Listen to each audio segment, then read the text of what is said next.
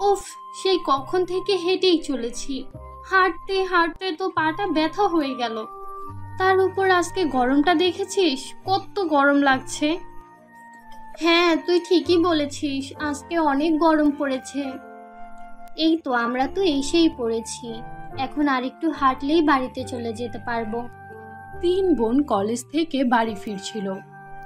গরমের কারণে তাদের অবস্থা নাজেহাল হয়ে যাচ্ছিল। উফ, অবশেষে তাহলে বাড়ি ফিরতে পারলাম। তারা তিন বোন যখনই বাড়ির ভেতরে ঢোকে তখনই সেখানে তাদের ভাবি চলে আসে। আরে আরে, তোমাদের কি হয়েছে? এত জোরে জোরে শ্বাস নিচ্ছ কেন? ভাবি, আজকের গরমটা দেখেছো? কত গরমের মধ্যে আমরা কতখানি রাস্তা হেঁটে আসলাম। প্রাণ ভরে তো শ্বাস নিতেই হবে, তা না হলে তো মরেই যাব। কি বলছো? তোমরা হেঁটে এসেছো কেন? বাসে করে আসতে। আমরা যেই কলেজ বাসে আসতাম সেটা আমরা বের হওয়ার আগেই ছেড়ে দিয়েছে। আর আমাদের কাছে এত টাকাও ছিল না যে সিএনজি দিয়ে আসবো, তাই তো হেঁটে হেঁটেই চলে আসলাম। ও আচ্ছা, তাহলে এই কথা। বুঝতে পেরেছি, তোমরা অনেক ক্লান্ত। তোমরা বসো, আমি এক্ষুনি তোমাদের জন্য শরবত বানিয়ে আনছি। সুবর্ণা তার তিন ননদের জন্য শরবত বানায় আর সেগুলো তার ননদদের খেতে দেয়। নাও, এই শরবতটা খেয়ে নাও, তোমাদের ভালো লাগবে। সেই শরবত খাওয়ার সাথে সাথে তার তিন ননদ বমি করে ফেলে আর বলে, ভাবি, এটা তুমি কি বানিয়ে দিয়েছো? এই পানিটা এত গরম, মনে হচ্ছিল আমাদের সব পুড়ে যাচ্ছে। ভাবি, আপনি মাটির কলসে পানি রাখেননি? রেখেছিলাম বোন, কিন্তু আমি যখন নদী থেকে পানি নিয়ে আসছিলাম তখন আমার পা পিছলে গিয়েছিল আর আমি ওখানে পড়ে গিয়েছিলাম, যার কারণে মাটির কলসটা ভেঙে গিয়েছে। হায় কপাল, আমাদের ঘরে তো একটাই মাটির কলস ছিল, সেটাও আপনি ভেঙে ফেলেছেন। আরে সুস্মিতা, তুই এসব কি বলছিস? ভাবি পড়ে গিয়েছিল, শুনিসনি? ভাবি, আপনি ঠিক আছেন তো? আপনার কোথাও লাগেনি তো? না, আমি অত ব্যথা পাইনি, আমি একদম ঠিক আছি। তখনই তাদের বাড়িতে এক বৃদ্ধ মহিলা আসে। বউ, ও বউ, কোথায় তুমি? জলদি বেরিয়ে আসো। হ্যাঁ আন্টি, বলুন। তুমি আমার স্যুটটা সেলাই করে দিয়েছো মা? হ্যাঁ হ্যাঁ, আমি তো ওটা সকালেই সেলাই করে রেখেছি। তো এই নাও টাকা, আমাকে আমার স্যুটটা দিয়ে দাও, আমার ছেলে আবার কাল থেকে অফিস যাবে। বিমলা টাকা দিয়ে সেখান থেকে চলে যায়। ভাবি, আজকে তো আপনি অনেক টাকা পেয়েছেন। আজকে আমাদের বাসায় গরুর গোশত রান্না করুন। না বোন, আজকে এসব রান্না করতে পারবো না, আজকে একটু কষ্ট করে ডাল ভাতই খেয়ে নাও। কেন ভাবি, আপনার কাছে তো এখন টাকা আছে, তবুও এমন কিপটামি করছেন কেন? তোমরা আমার উপর রাগ করো না। তোমাদের ভাই তোমাদের বিয়ের জন্য পাত্র খুঁজছে, পাত্র পেয়ে গেলেই তোমাদের বিয়ে দিয়ে দেবে, তাই তখন অনেক টাকার প্রয়োজন হবে, এই জন্যই তো আমি টাকা জমা করছি।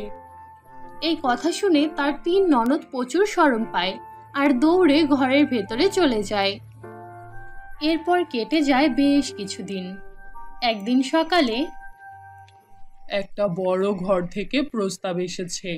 এক পরিবারে তিন ভাই আছে, তিনও ভাই প্রচুর পরিশ্রমী আর তাদের জায়গা সম্পত্তিও আছে, সুতরাং আমার বোনেরা সেখানে সুখেই থাকবে। কালকে বরং তাদের ডেকে নেই, তারা এসে আমার তিন বোনকে দেখে যাক। হ্যাঁ হ্যাঁ, একদম ঠিক আছে, আপনি ডেকে নিন। সুবর্ণা দিনের বেশিরভাগ সময় সেলাই কাজ করে। সেলাই কাজ শেষ করে সে তার সংসারের কাজ করে, সেই সাথে সেই গ্রামের গ্রাম প্রধানের বাড়িতেও কিছু কাজ করে দিয়ে আসে, এতে করে সে একটু বাড়তি টাকা পায়। পরের দিন সকালে লাজবন্তী তার তিন ছেলেকে নিয়ে সুবর্ণার বাড়িতে আসে। এই হচ্ছে আমার তিন ছেলে, ওরা তিনজনই ইঞ্জিনিয়ার, অনেক টাকা রোজগার করে। আমি তো ভাই সিম্পল, সুন্দর আর ভদ্র তিনটি বউ চাই। আপনারা শুধু আমাদের বাড়ি থেকে আসা লোকদের আদর আপ্যায়ন করে দিয়েন আর আপনার তিন বোনকে সুন্দর করে সাজিয়ে দিয়েন, তাহলেই হবে। এই কথা শুনে সুবর্ণা আর তার স্বামী অনেক খুশি হয়। এই নিন, আপনারা মিষ্টি মুখ করুন, আমি তো আমার ননদদের জন্য এমন একটা পরিবারই চেয়েছিলাম। আমি নিশ্চিত আপনাদের পরিবারে গেলে আমার ননদরা অনেক সুখে থাকবে। সবাই মিষ্টি মুখ করে সেখান থেকে চলে যায়। তারা চলে যাওয়ার পর আকাশ সুবর্ণাকে বলে, ব্যাংকে আমার জমা করা যত টাকা পয়সা আছে কালকের মধ্যেই আমি সব টাকা পয়সা তুলে ফেলবো, আর খুব জোরে সোরে বিয়ের শপিং করা শুরু করব। ভাইয়া, এই বিয়েটা এখন না করে শীতকালে করলে কি খুব খারাপ হবে? কারণ এখন তো অনেক গরম পড়েছে। হ্যাঁ ভাইয়া, আমাদের অনেক গরম লাগবে। আরে আরে, এত গরমও পড়বে না, একটুখানি ঘাম হবে, এর জন্য না হয় আমি পাখা চালিয়ে দেব। হ্যাঁ, উনি একদম ঠিক বলেছে, তোমরা চিন্তা করো না, আমরা সবকিছু দেখে নেব। 2 দিন পর আকাশ ব্যাংক থেকে টাকা উঠিয়ে নেয়। এরপর সে যখন রাস্তা দিয়ে বাড়ি ফিরছিল তখনই কিছু ছিনতাইকারী তার হাত থেকে ব্যাগ ছিনতাই করে পালিয়ে যায়। আরে আরে, কে কোথায় আছো? আমাকে কেউ সাহায্য করো, এই চোরগুলো তো আমার সব টাকা নিয়ে পালিয়ে গেল। কেউ কি আছো? কেউ কি শুনতে পাচ্ছ? আমার সাহায্য করো, হায় আমি লুট হয়ে গেলাম। আকাশ চিৎকার করতে থাকে, কিন্তু কেউই তাকে সাহায্যের জন্য এগিয়ে আসে না। আকাশ মন খারাপ করে বাড়ি ফিরে যায়। কি হয়েছে? আপনাকে এত চিন্তিত দেখাচ্ছে কেন? আর টাকার ব্যাগটা কোথায়? আরে, সব কিছু শেষ হয়ে গিয়েছে, আমি বরবাদ হয়ে গিয়েছি। ছিনতাইকারীরা আমার ব্যাগ ছিনতাই করে পালিয়েছে। এখন আমি আমার 3 বোনের বিয়ে কিভাবে দেব? এই কথা শুনে সুবর্ণার পায়ের নিচের মাটি সরে যায়। আপনি চিন্তা করবেন না, সবকিছু ঠিক হয়ে যাবে। উপরওয়ালার উপর ভরসা রাখুন। আমি প্রয়োজন হলে 24 ঘন্টা সেলাই কাজ করব, যেভাবেই হোক আমার ননদদের বিয়ের টাকা জোগাড় করব। সময় অনেক কম, আমরা যতই পরিশ্রম করি না কেন এখন আমরা বিয়ের জন্য কোনোভাবেই টাকা জমা করতে পারবো না। ভাইয়া, নিজেকে সামলাও। চলো এক্ষুনি আমরা থানায় যাব, ওদের নামে জিডি করব। আমি নিশ্চিত পুলিশরা ওদের খুঁজে বের করবে। এরপর আকাশ তার 3 বোনকে নিয়ে থানায় চলে যায়, আর সুবর্ণা জমিদার বাড়িতে কাজ করতে যায়। কাজ শেষ করে, মালকিন, আমি কিছু বরফ নিয়ে যাচ্ছি। দেখেছেন তো আজকে কত গরম পড়েছে, এই বরফগুলো নিয়ে গেলে আমরা অন্তত পক্ষে ঠান্ডা পানি খেতে পারবো। ঠিক আছে, নিয়ে যাও। সুবর্ণা যখন বরফ নিয়ে বাড়ি ফিরছিল তখন সে রাস্তার মাঝে একটা বৃদ্ধ মহিলাকে শুয়ে থাকতে দেখে। সে তাড়াহুড়ো করে সেই বৃদ্ধ মহিলার কাছে যায়। বুড়িমা, বুড়িমা, আপনি ঠিক আছেন? কি হয়েছে আপনার? মা গো, আমি অনেক পিপাসার্ত, তুমি আমাকে একটু পানি খাওয়াও। আমাকে একটু পানি দাও। সুবর্ণা যেই থলিতে বরফ নিয়ে এসেছিল সেই থলিতে কিছুটা পানি জমা হয়, আর সে ওই পানিটা বৃদ্ধ মহিলাকে খাইয়ে দেয়। তোমাকে অনেক অনেক ধন্যবাদ মা, তুমি আজকে না থাকলে আমি পিপাসায় মরেই যেতাম। কোনো ব্যাপার না বুড়িমা, আপনি আমার সাথে আসুন। বলুন আপনার বাড়িটা কোন দিকে, আমি আপনাকে দিয়ে আসব।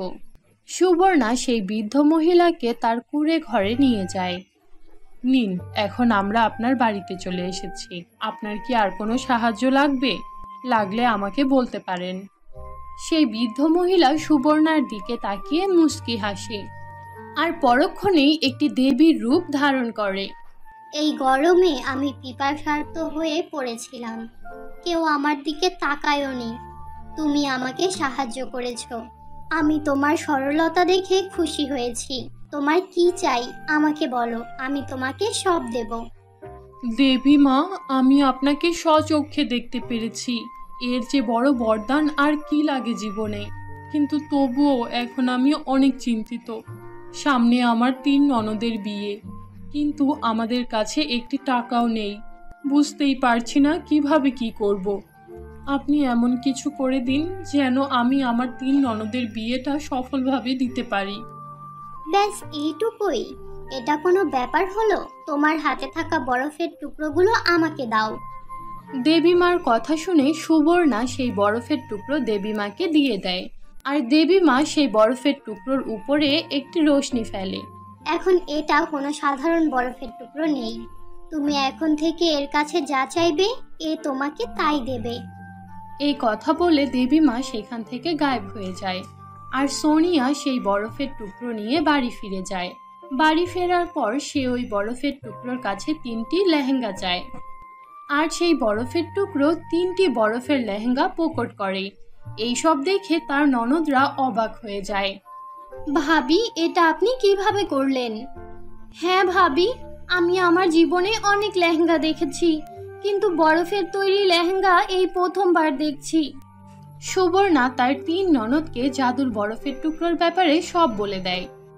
এরপর তার 3 ননদ সেই 3টি বরফের লেহেঙ্গা পরে। আরে বাহ ভাবি, এই লেহেঙ্গাগুলো পরে তো একদমই গরম লাগছে না। আর দেখো এগুলো কত ইউনিক।